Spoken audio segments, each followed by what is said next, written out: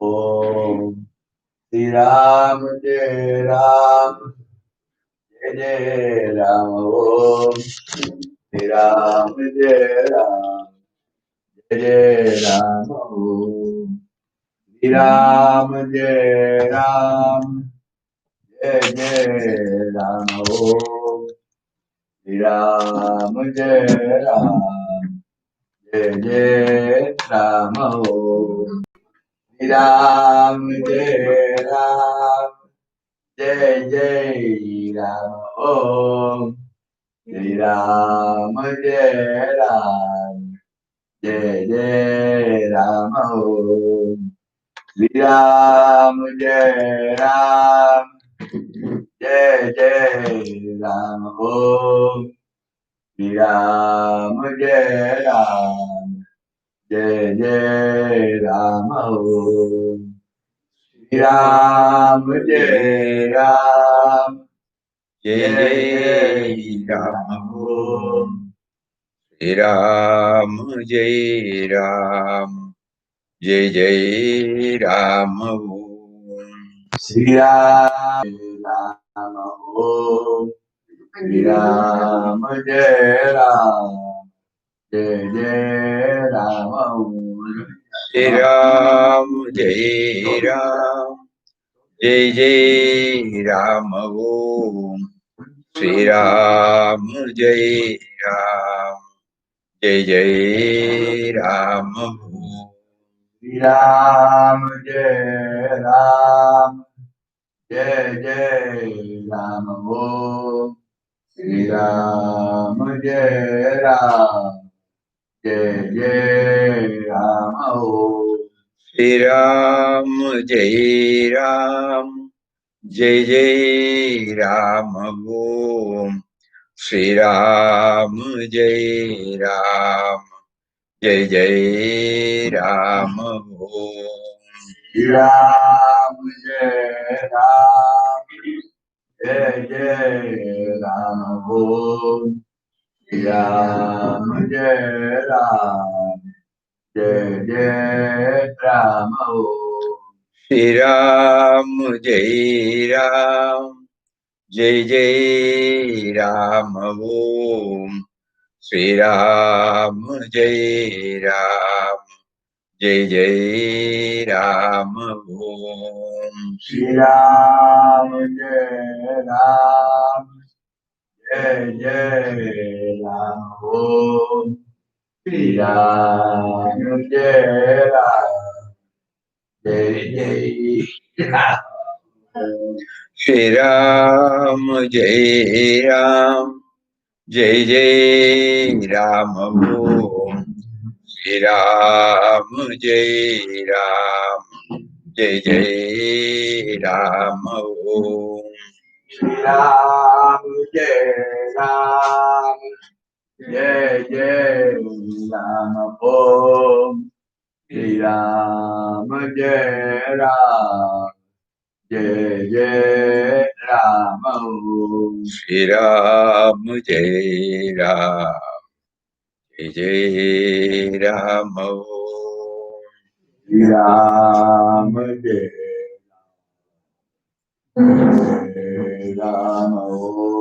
Shri Ram Jai Ram Jai Ram. Shri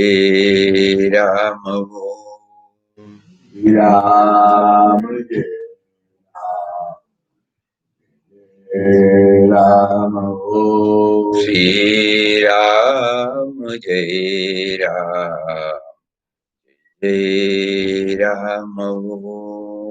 Shri Ram Jai Ram. Om Shri Ram Jai Ram Jai Ram.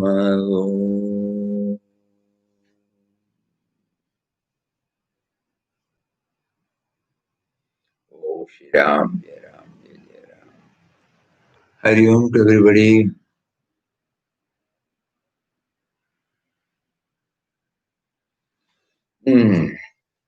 We are in the third chapter now. It is from this chapter really the journey starts. So far, the preparation, waiting for the opportune moment. What are the prerequisites necessary for taking such a leap? Whatever is to be done at the Vyavaharik level, that was all done.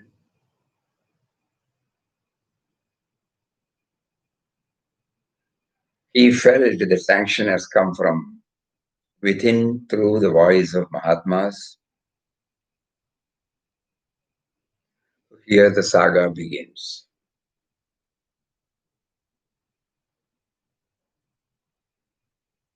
From here onwards, we will find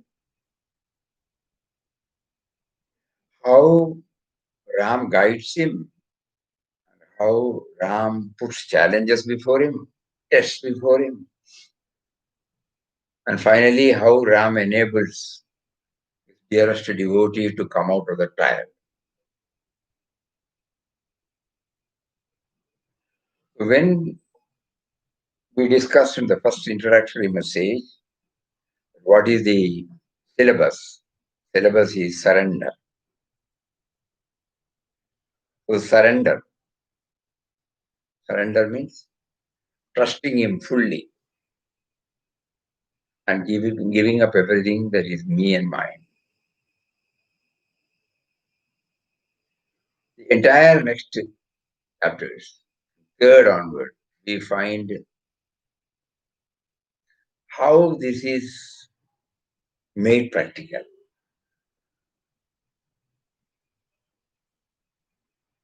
Different types of situations, different types of questions,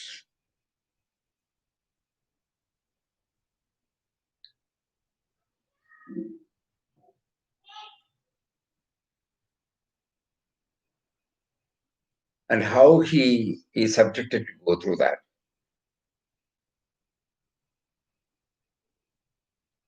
So far, we can say the theory. Now, this is the practical. We can all say all these things inside our house, inside the ashram. So the real challenge is when we are in the open, especially when we have nothing to cling on. The real test. That is why even today, in Quest of God is attracting so many people.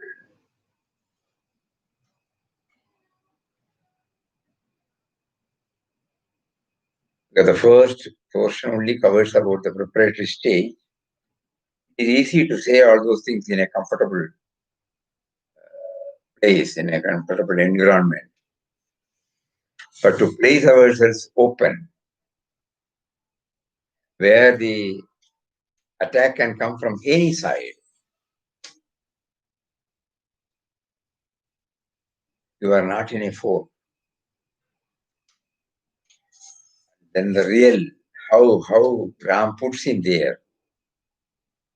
First day itself, you find, he left on 5 o'clock in the morning. He reached a place called Hero.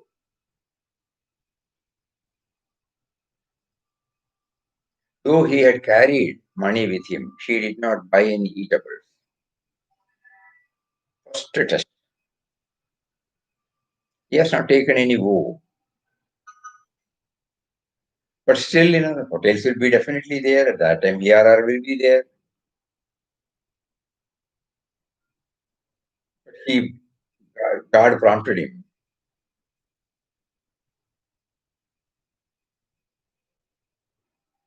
He approached he wandered about for some time, and when darkness fell, he approached a small, low hut on the roadside and finding at its entrance a middle-aged mother, requested her to give him some food. The kind mother at once welcomed him into her hut, served him with rice and curds. The mother was very kind. With great difficulty could she be induced to accept some money for the food supplied by her. Going to a hotel or the vegetarian refreshment room and paying money and getting. He says, the first, how God made him to something, something for all of us to think about it. We can take it that was the first touch, where he was able to experience a non-commercial approach. Non-commercial approach means godliness. Commercial approach means, we give something, they give something.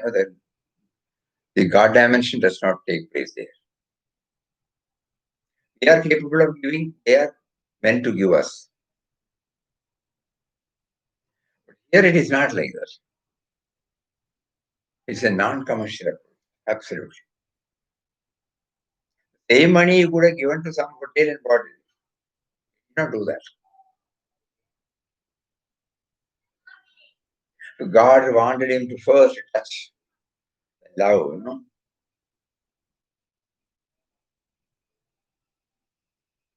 That is how he introduced. And then next one, he did not know where to go, what to do.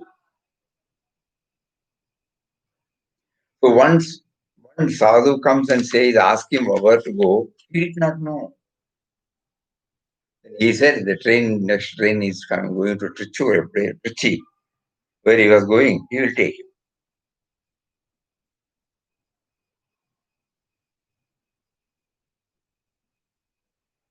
When he reached Trichy there,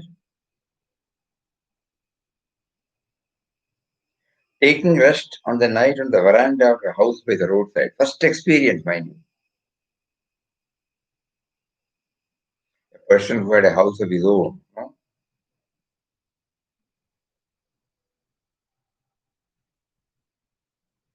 So even before the official initiation, two things had happened here. One is that, you get food, Viksha. You would have paid some money. Because he asked for food. Requested her to give some food.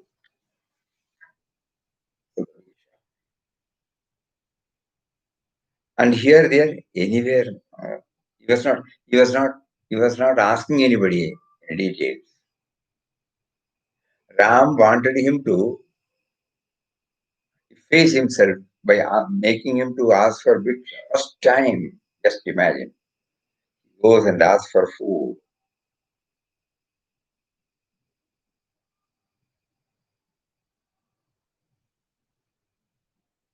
And then he is free like a child. Somebody comes and asks, where are you going? Then he says he is going to the Trichy. He says, yes, that is the place where God wanted him to go. And here money was given for the tickets. Because he had the money. Later on, when he was traveling without ticket, he was not having money. So when you have money, naturally, you buy a ticket. That's a certain message. You have money in your pocket, so you buy the ticket. Not only for him, but also for the traveler.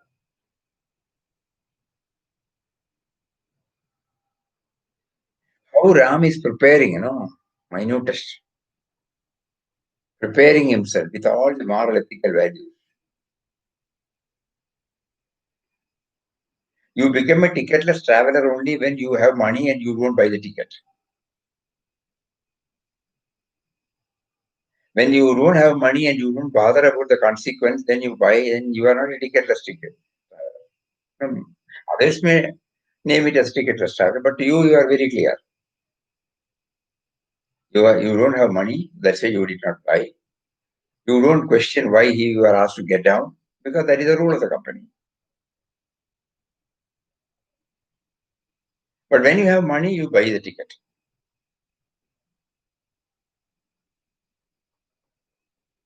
And here he specifically says how the Ram kept him remembering God.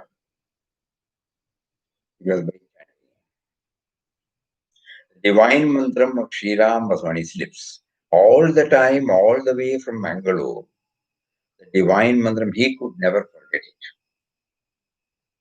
So the chanting has also now become a part of it. Chanting to remember.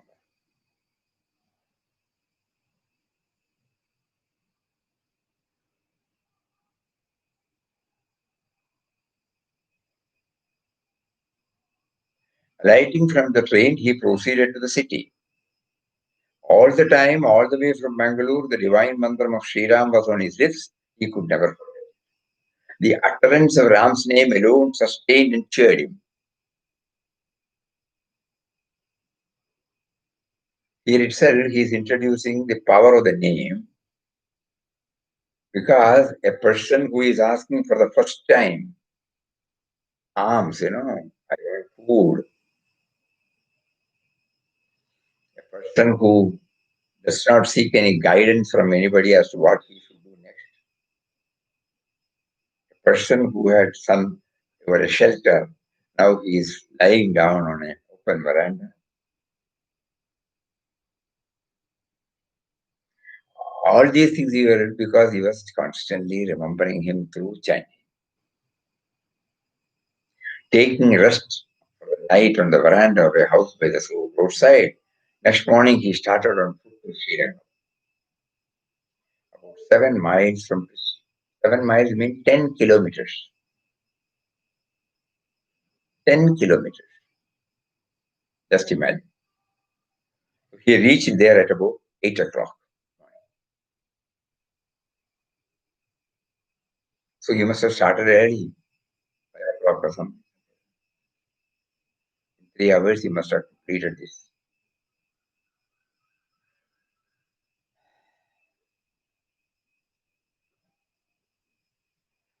Then he was.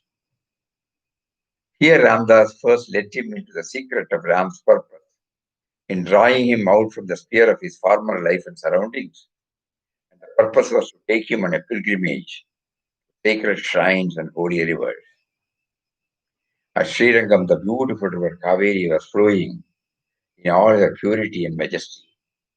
Going up to the river, he bathed in its clean waters. Here on the banks of the Kaveri, he assumed by Ram's command the robe of a sannyasi. It was a momentous step by taking which Ram gave him an entirely new birth. The white clothes previously worn by him were offered up to the Kaveri, who carried them away in her rushing water. The Gerva or orange colored clothes were put on. The following prayer went up to the feet of Almighty Ram.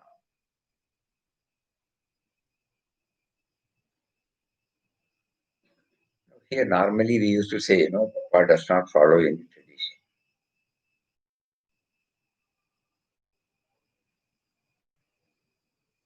He did not follow certain forms of tradition, but he did follow the sannyas tradition. Probably the rituals connected with it, all those things he would not have done. But sannyas is also a tradition, a symbol of cutting himself. So that means he is giving us, don't condemn any person. You can remove certain rituals from it. Some tradition, in some form. That is why there are no major here, but still there is a flower offering. Still there is an arati. Still there is a tirth.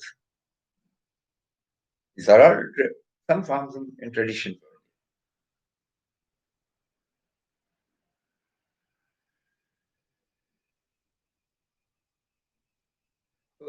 So tradition means we don't have to.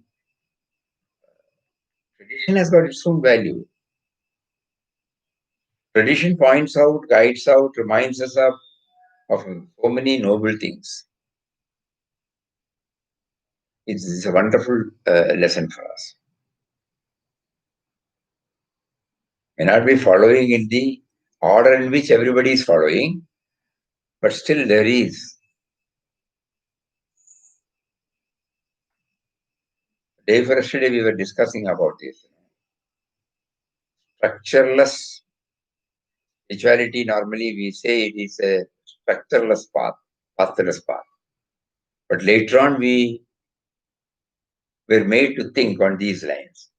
Initially you put on such, you are unstructured. You come from the womb of your mother. When you see the world outside, there are no structure.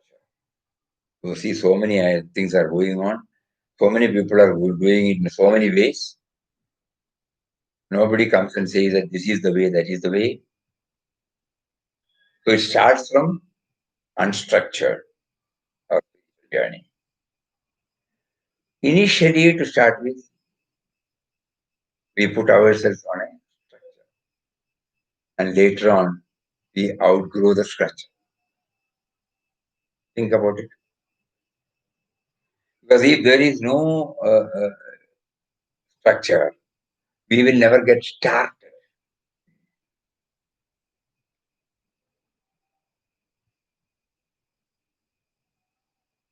But it should not bind. That's what Papa gives us the message. Because later on, the same clothes, he was able to divest himself of.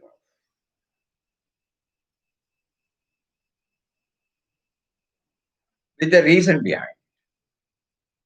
It's not simply one day he thought it's not necessary. No. Then he knew it was a hindrance. So starting from unstructured and then going through a structured and then transcending the very structure. This is a wonderful clue he has given to us. Unfortunately, we got stuck with the middle, that's all. So every time we will be able to go beyond the structure only if we know why we are doing it.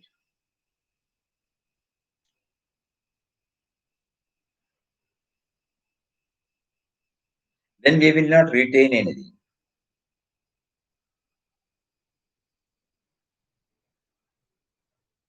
Then the so-called structure becomes a binding.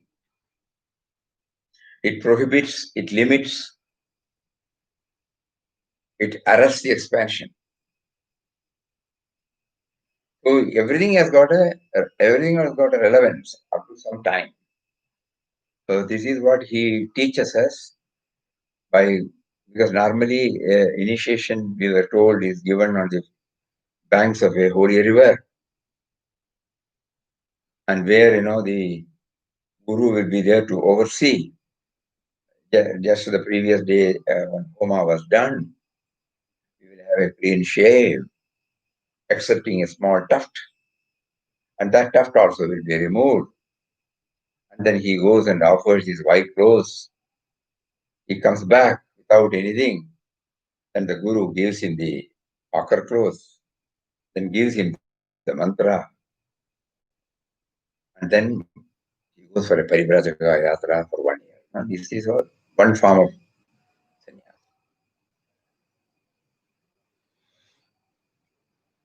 The guru will say, don't carry any money, just go.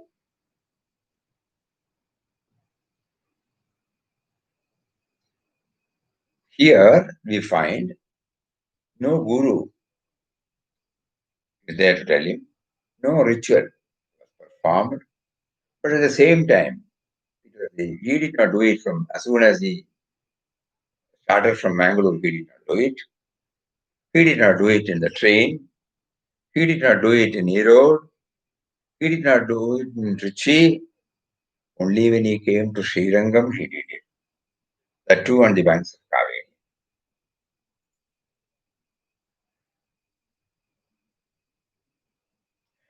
where through mantras, the purpose is made known to us. Here Ram gave him the mantra. What is that? O Ram, O love infinite, protector of all the worlds, it is by thy wish alone that thy humble slave has been induced to adopt Sanya. In thy name alone, O Ram, he has given us samsara and cut us under all bonds, all ties. It is something like, when the modern man, when he is elected as a minister or an he takes the oath of secrecy and oath of office. Because only after that, he assumes that power. He would have been elected, but only when the president or the governor administers the oath of office and secrecy, he becomes the minister or even a judge. One more point, Swami. Here, one more point. Usually, sannyasis, they go to temple. Sri Lanka is very famous for Sri Lanka temple. He has not gone to the temple. Very famous temple. So many temples are there in Sri Lanka. He did not go to any temple. Very important point. Yeah. So the most important point is some portion of some aspect of the tradition is being adhered to, and many were removed. So this assertion, that he has taken sannyas, it is not simply an act. This assertion, oath of office and secrecy, he says, in thy name alone, thy humble slave has been induced to adopt sannyas. He himself declared, it is not a change of cloth. He himself declared, in thy name alone, O Ram, he has given us samsara and cut us under all bonds. O Ram, bless thy poor devotee with thy grace. May Ramdas be endued with strength, courage, and faith to carry out in thy name, Ram, the following vows, and bear all trials and all kinds of privations that may beset the path of a sannyasi in his passage through the rough and perilous life of a mendicant.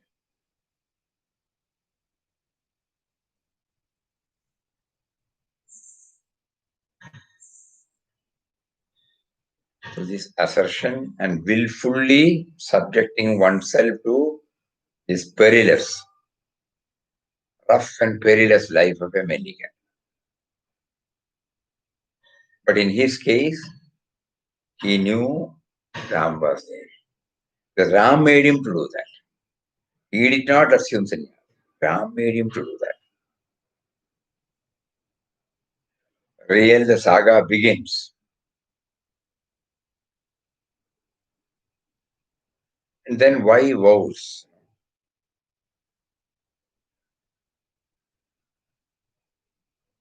To remind him of the goal.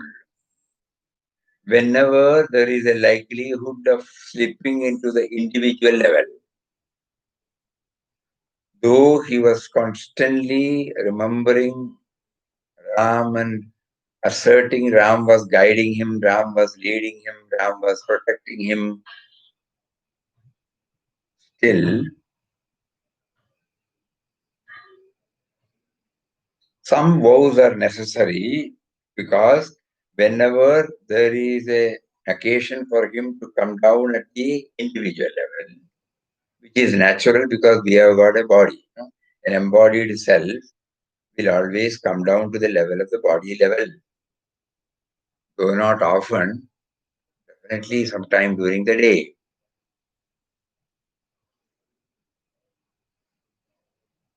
In our case, it is every time it is there. In their case, probably it is minimum.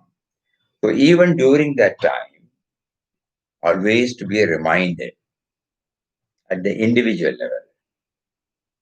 If we carefully follow, these three refers to the individual level. First, the aim of life. Again, he is asserting. When Ram is guiding, why should this come? No.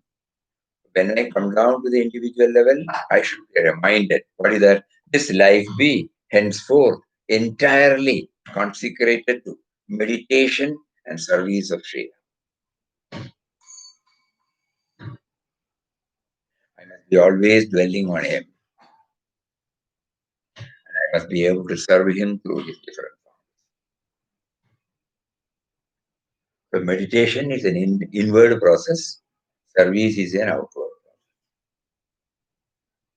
Internally and outwardly, the individual should be reminded of purpose for this, to be in constant remembrance of Ram.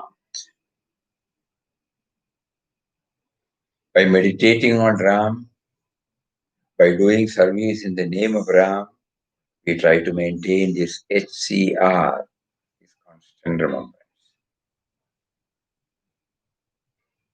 Then again, when it comes down to the individual, strict celibacy we observed, looking upon all women as mothers.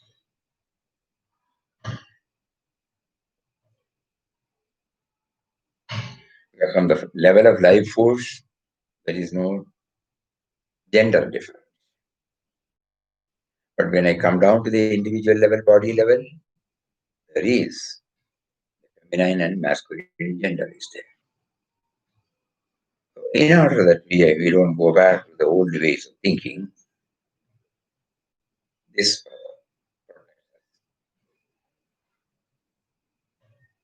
and the third one, the body be maintained and fed upon the food procured by Bhiksha or what was offered as alms. The body be maintained, not only food, clothing, anything on alms. That means he does not earn anything, he does not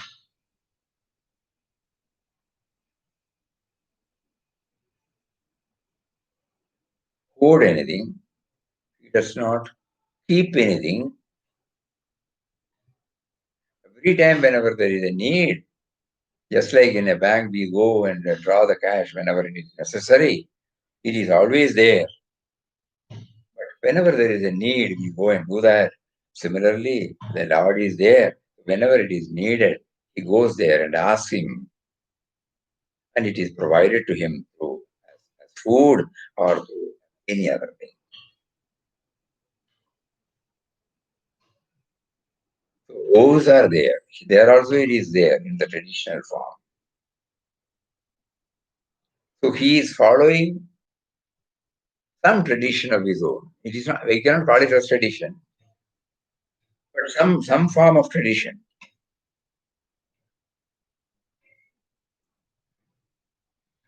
Because tradition need not be, we can improve. We have got the right to improve provided our reliance on God is complete. Otherwise, there won't be any discipline.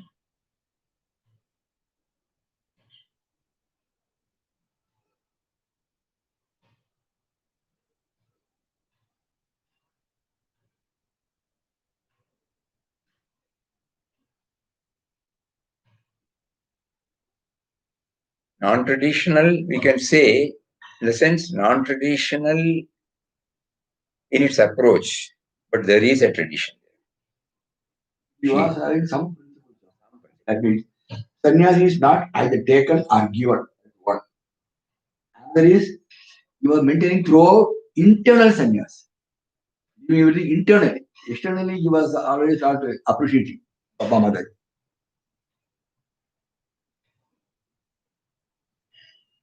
Internal renunciation. Internal. All the maintaining throughout.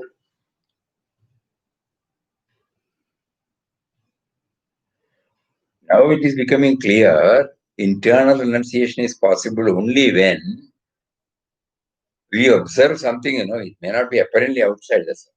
We observe certain what you call Principles. norms, principles. It is a must. Otherwise, you will come down to the level of individual. That is oath taken. It is definite. Self-imposed. Self-imposed restriction. That he always maintains. Just like he did, self-imposed. God, self-imposed means not the small self. God prompts him from within.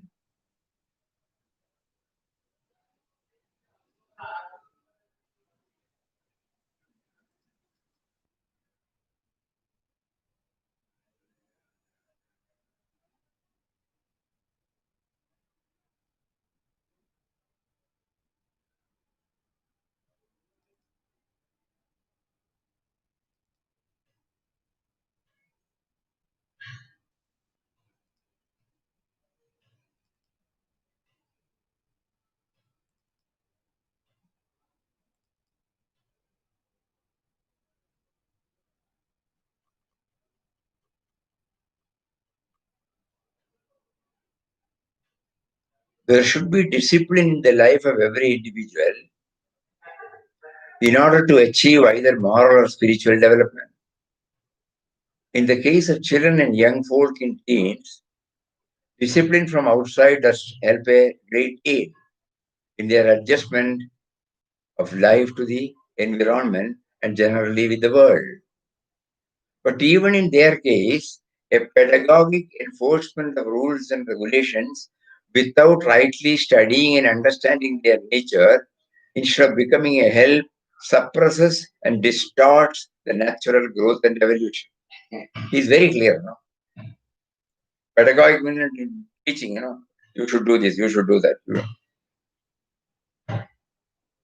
Without making them know. That is why later on every ritual became a ritual, superficial ritual. Whether it is Upanayanam, whether it is in a marriage, whether it is anything, Shraddha. What it stands for, that was forgotten.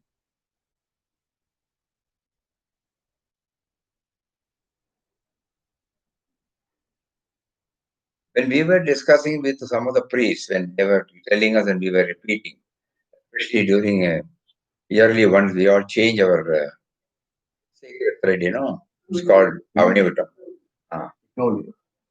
So on that day, everybody was doing, we were also doing. So one day we went and asked the Shastri, why should I do it? What is the meaning of doing it? He was very happy. At least you came and asked, Then he explained everything to us. What is meant by Sankalpa, what is meant by all these things. And in the Sankalpa, Taravalam, Chandravalam Tadeva, Vidyavalam, Devavalam Tadeva, Lakshmi Padehe, Angiyugam Smarami. He started explaining in brief. In 1 year, you would have unknowingly or knowingly committed so many things. But today you are affirming. You are true to you are trying to become true to your order. Today onwards, I will not do it. And for whatever I have done so far, I'm doing the Prayashittam in the form of 1008, Ogashi, Mandiragashi, and next day, 1008 Gayatri. So for 1 year, I'm trying to refresh my life. What a beautiful concept. Samvatsara Parihartha. You say Samvatsara Parihartha. Pariharartham. Samvatsara Parihara. Prayashittam. And this 1008, we were asked to repeat this. Kamo Karshit Manyu Karshit. Kamo, I desire and anger. Both I have left. And 1008 Gayatri. Kamo Karshit, Manyu Karshit, Namo Nama. Kamo Karshit, Manyu Karshit, Namo Nama. So the ritual, that's what Papa here says. But even in their case, a pedagogic enforcement of rules and regulations without rightly studying and understanding their nature, instead of becoming a help, suppresses, distorts natural growth and evolution. In the case of adults, the outside help consists in awakening the individual to a moral and spiritual life by hints and suggestions, enabling him or her to find out for himself or herself the method and conduct of life, by adopting which he or she can attain moral and spiritual perfection. Cut and dry rules applicable for all individuals and dominating insistence of a so-called higher authority on the individual for casting him into a new mold, as it were, for producing a Superman, is not at all the way. You must do this. You should do this, Rationalize.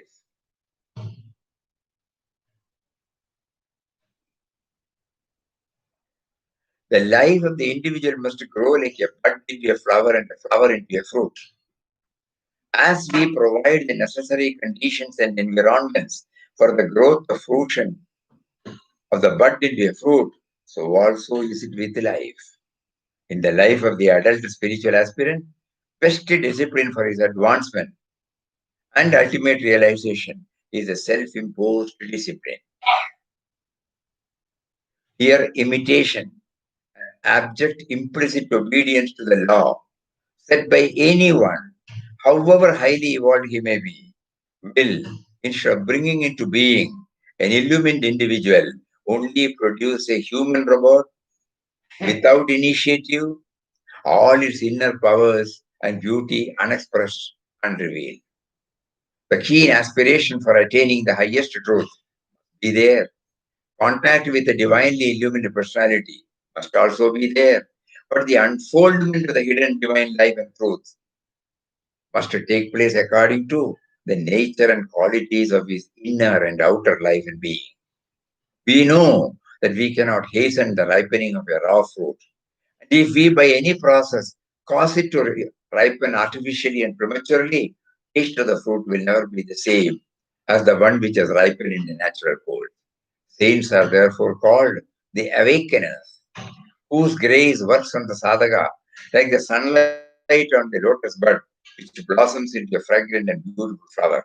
Unless the ego sense disappears, divine liveliness can never reveal itself in all its glory. Be like a child. Power, charm, and sweetness of the divine will radiate through you like the luster of a gem. God should possess you, not in any part of your being, but in every atom, gross and subtle, of your entire physical, mental, vital being. You will become now a very image of a supernatural essence made up of an infinite love, power, and joy. You behold all beings, creatures, and things in the world as your own reflections. Nay, yourself manifests as all those forms, as though you are looking at yourself in a mirror. This consciousness of divine unity and oneness of our existence is the summum bonum of a real divinized life, which has attained the zenith of spiritual. So we find, it came, though it was free from any external prompting, still he had to impose certain discipline on it. This is then one has to, not only he, one has to impose certain discipline on oneself until the sense of individuality completely merges with that power, and then act as his child or servant. Until that time, this self-imposed rules and regulations are a must. This is a powerful message Papa is giving through when the saga begins.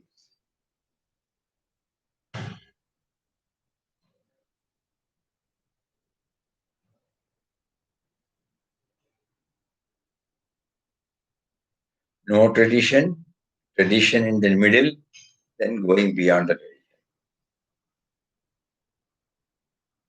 No structured path in the beginning, then structured path in the middle, and then transcending the later.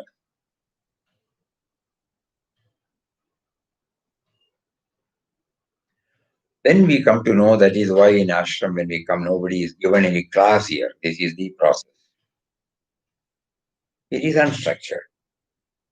Then when you come here, you attend Ramnam, You attend to satsang, you attend the arati, bhajan program, slowly structuring yourself. And then trying to understand what it stands for, and then go beyond. If this is clear, if we are not progressing, we are holding on to something.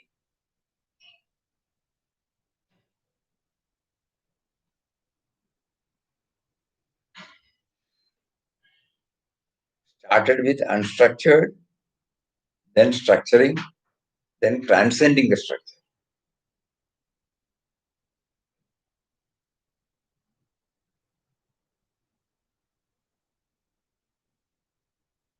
Somebody asked Papa when he was on foreign tour, Ramnam, Papa is not chanting Ramnam. Where is he to chant? For all practical purposes, the individual is there. The individual is not there. So when the individual was there, individual had to be constantly reminded of the master. When the master has taken complete control over him, lock, stock and barrel, then there is no need. So he has transcended. And it's a natural process. It is not a given time or something like that. One does it. Transcendence is a natural. Dropping off all these things becomes a natural. So there is no need. The fruit after ripening no longer clings onto the tree, drops away. Or the tree does not hold on the fruit. Job is over.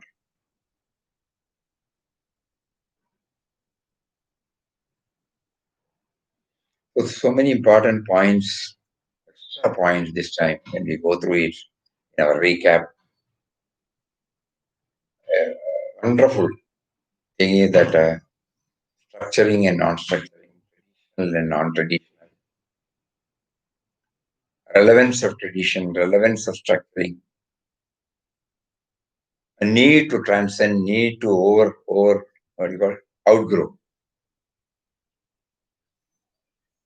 Now we know where we stand, as every sadhaka will apply. Where do we fit in? Which are the areas where we have to improve now?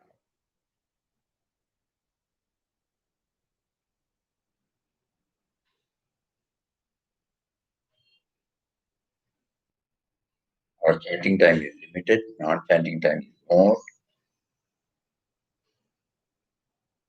So unless our chanting becomes so much, very well saturated with, it should be a powerful decoction, concentrated, so that the impact will remain to a very great extent, though not fully, during the rest of the non-chanting time. That means it comes out in the form of acceptance, comes out in the form of loving all, serving all, in the come out in the form of self-effacement, less and less of me and mine, more and more of we and us.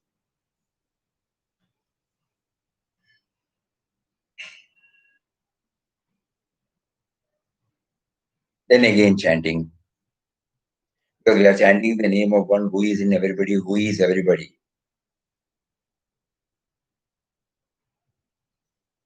So immediately after that, we are doing it from the individual level. So we are evolving a method by which, even right from the individual level, we are trying to expand our love circle, bring as many people as possible in the love circle, and trying to get ourselves free from biased views, prejudiced views, inimical views.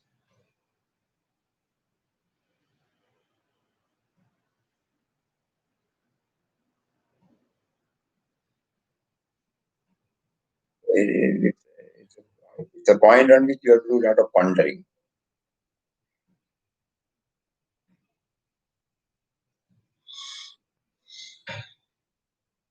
With money, when he was traveling, he was buying ticket.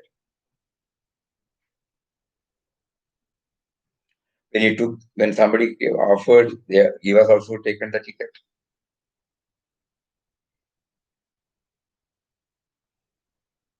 He had money. He did not go for the hotel to buy. He was first induced to go and ask for alms. And immediately when the money is there, he wants that to be passed on to her. For the first time,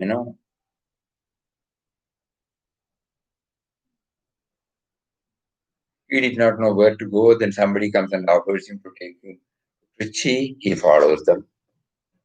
He's not asking anything. And then he is sleeping on a veranda of the house. Just imagine, you can just read one line. But a person who is putting now actually what is Vairagya, no? Before the official, what you call,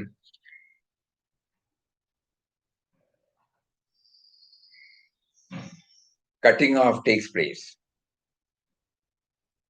Just imagine we just go and we lie down on a veranda.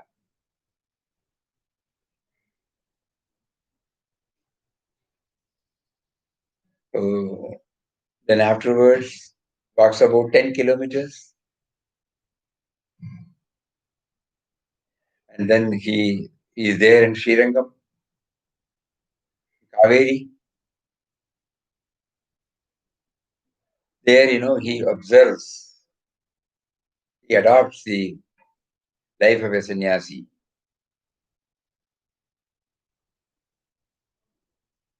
Later on, he gets shaven. Then, he wears this. Everything is there. The tradition is there in a miniature form. Though the outer things are not there. Yes, now we understand. Even the initiation, it is also a tradition. He gave value for that. Though it is not a tradition, the way in which, strictly what the Guru says, that mantra, he added later. Because initiation is only to put us on a regular basis. You add anything that helps you.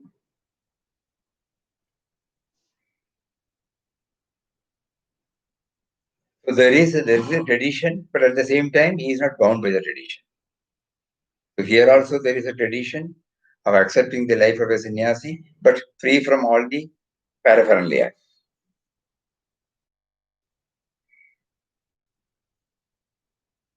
And then he goes there, suddenly he throws the white rose, then he makes the assertion, oath of secrecy, oath of office, oath of that order, oath of the sannyas order, he does it.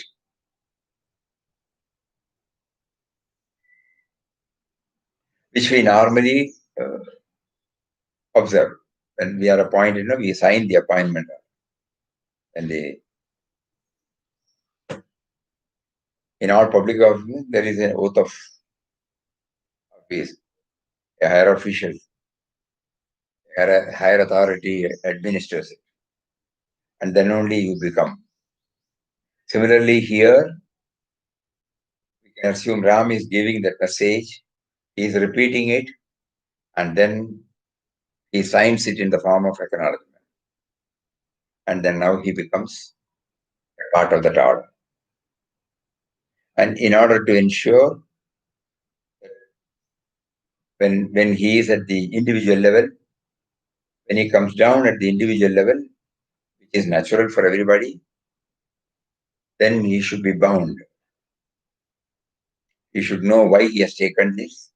That is why he said this fully consecrated to meditation, service of Ram, internally and externally.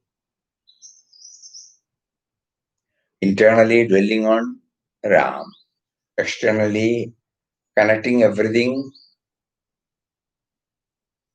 with Ram.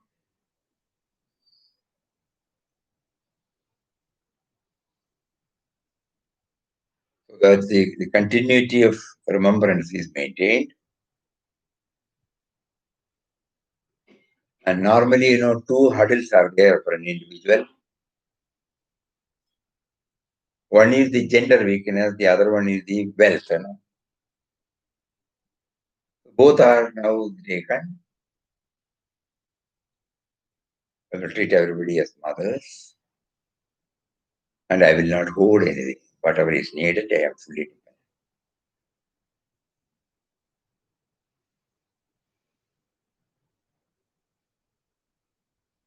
Which is natural, At the individual level, these are all the certain fences we have to put. That he clearly observes. We cannot say all traditions are no. Just like nowadays we say the social distance, there should be a social distance from certain things.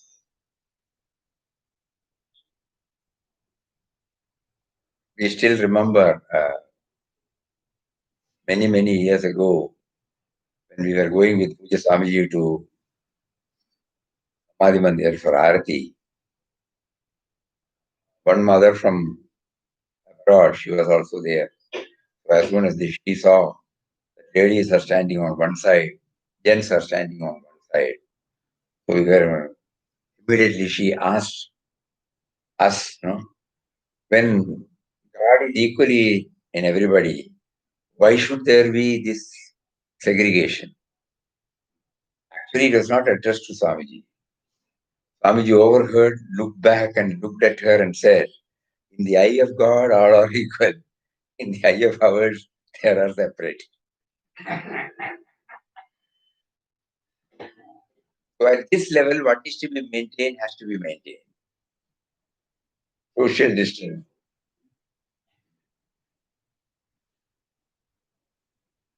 Now it's becoming very clear. Why this woe? It is necessary. Because you are an individual. You have got a body. Every time you will come down to the level of the body.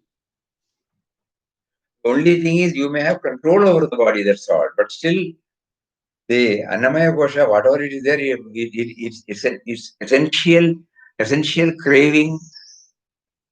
When you are thirsty, you will feel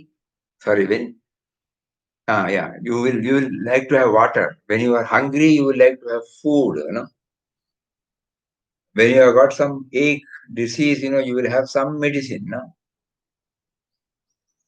When you feel you need a bath, you will go in for a bath. So these are all, its cravings are there. So many such cravings are there for the body. So some rules and regulations you are imposing on yourself so that it doesn't exert its influence on you. It is tamed, it is disciplined, it is put under control. And that is what we call as vows. So he gives us, today he gives us a lot of insight into the aspect of vows and the practical now. From theory now, he is entering into the practical. So far, all his sadhana was within the household, in a society where he is known.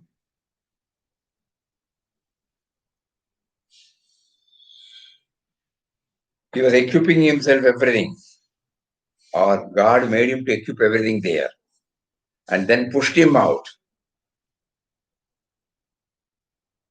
and then made him to go through each and everything that is normally required.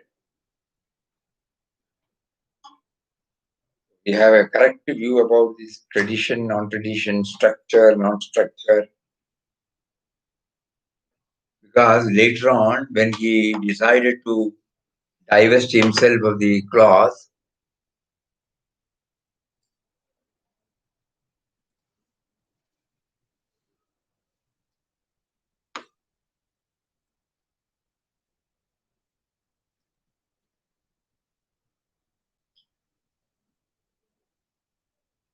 As for Ramdas, in the later stages, finding that the orange-colored cloth was proving to be an obstacle to his attainment of an all-comprehensive spiritual perfection. That is a stage of Karma Yoga as distinguished by the Gita as Karma Sannyas. God divested him of the Garva and gave him the white cloth in return so that he can move freely amongst all people from the highest to the lowest without either feeling a sense of superiority himself or causing them the least embarrassment. He can now, like a child, freely move and mingle with all his friends and devotees of either sex. This is a privilege he prizes more than the greatest honor or reverence he might receive from the world. Outgrowing, transcending. So this had taken place in his life. But it has got a relevance at that particular time.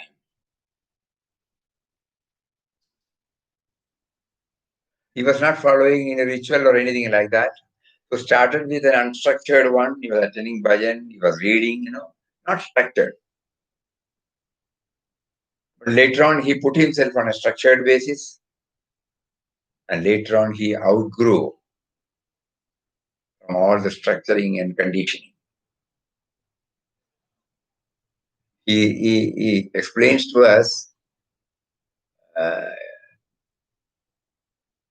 more bluntly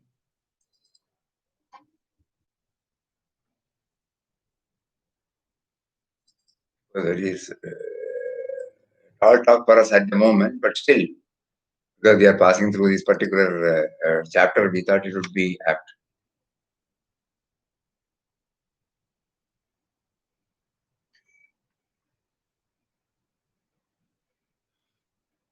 He says, when the false conventions and ostentatious observances are broken through, false conventions, the soul is liberated. For realizing the truth, no external paraphernalia is necessary. This he is telling us after he observed everything. We should know that. We cannot straight away jump into it. For realizing the truth, no external paraphernalia is necessary. No garb, no sign, no cult, no creed can help you. The day will come when you have to leave all these behind and go to meet the eternal in the perfect nakedness of the spirit, your spirit. Shedding all make-believe forms, customs, and traditions. Simplicity, spontaneity, humility become the guiding principles of your life. You move freely with all. You love all alike. You break all boundaries set by the calculating and selfish human mind. You soar like a free bird in the infinite expanse of the spiritual firmament.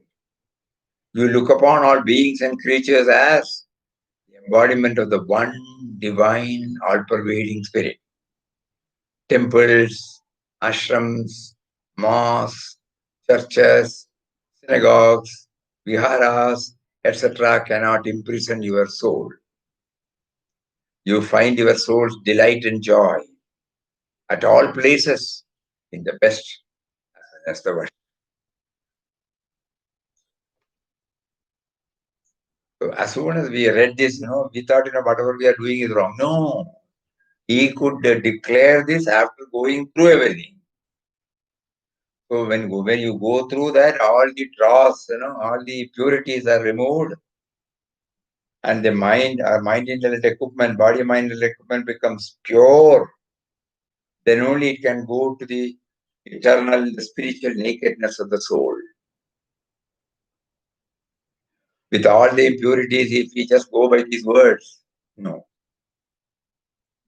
So all these observances of rituals, certain disciplines are all necessary for us to qualify to this state. This we are reading now only to know what is transcendence. This is a state which he reached after going through all this. Just like when we learn the cycling, somebody who holds the back seat, and then we are asked to sit on the seat and then pedal it. And then he will watch. When he knows slowly the balance is coming, he will leave, and then he will also fall. Again, we may sit. So up to that, something is necessary. After that, it is not necessary. But after that, it's not necessary. I have got the balance. Can I belittle the importance of the trainer?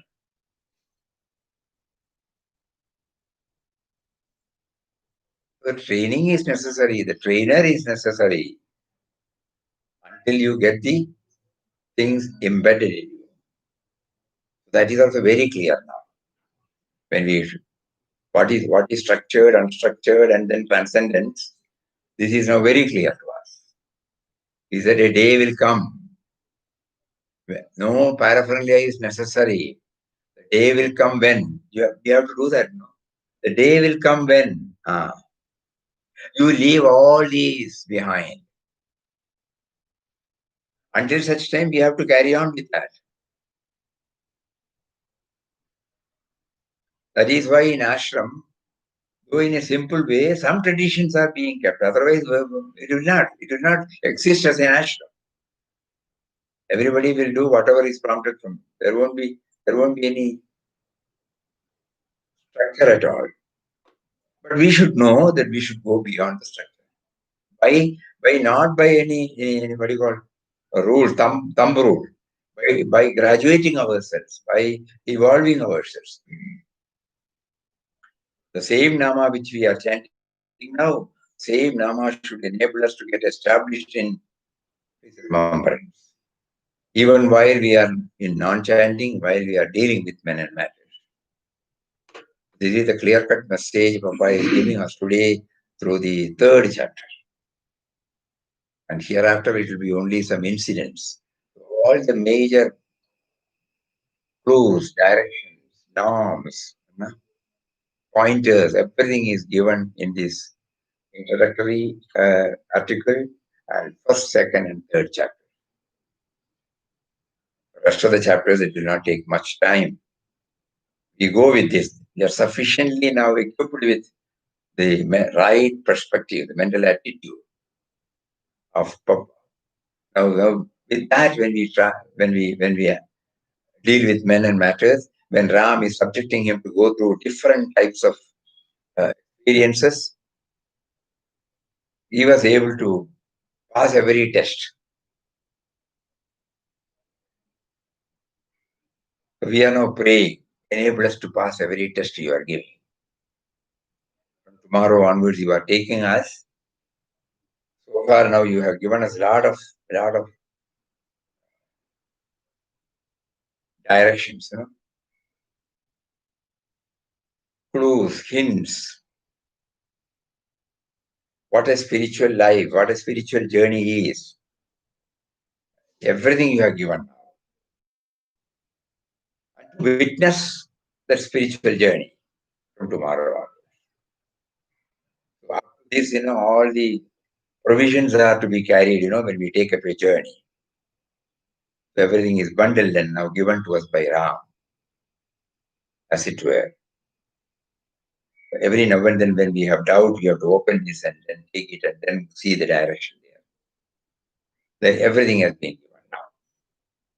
Let us all try to travel with Papa from tomorrow with this aspect, that it doesn't become a ritual, it doesn't become a reading, it doesn't become a thing just for the time, just for the session.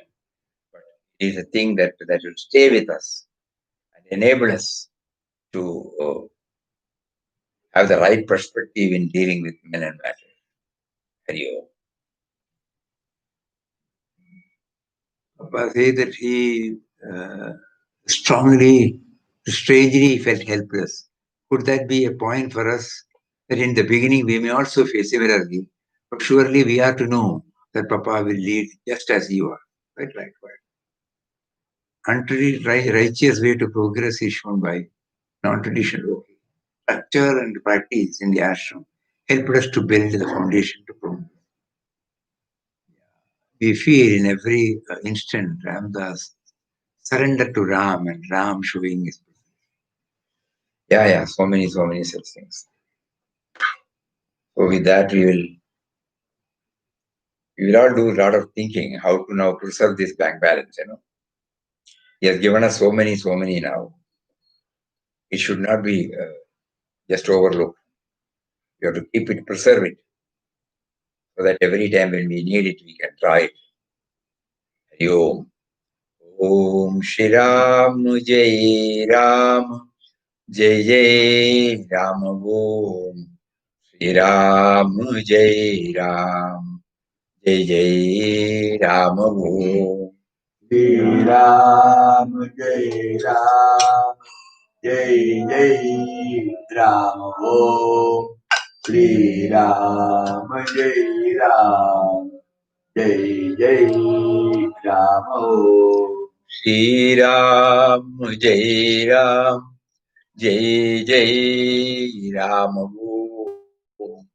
Shri Ram Jai Ram Jai Jai Ram Om Shri Ram Jai Ram Jai Jai Ram Om Shri Ram Jai Ram Jai Jai Ram Om Shri Ram Jai Ram Jai Jai Ram Om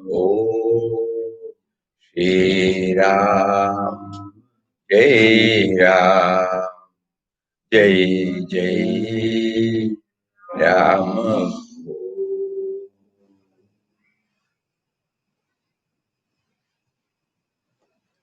Shri Ram Jai Ram Jai Ram Jai Hari Om.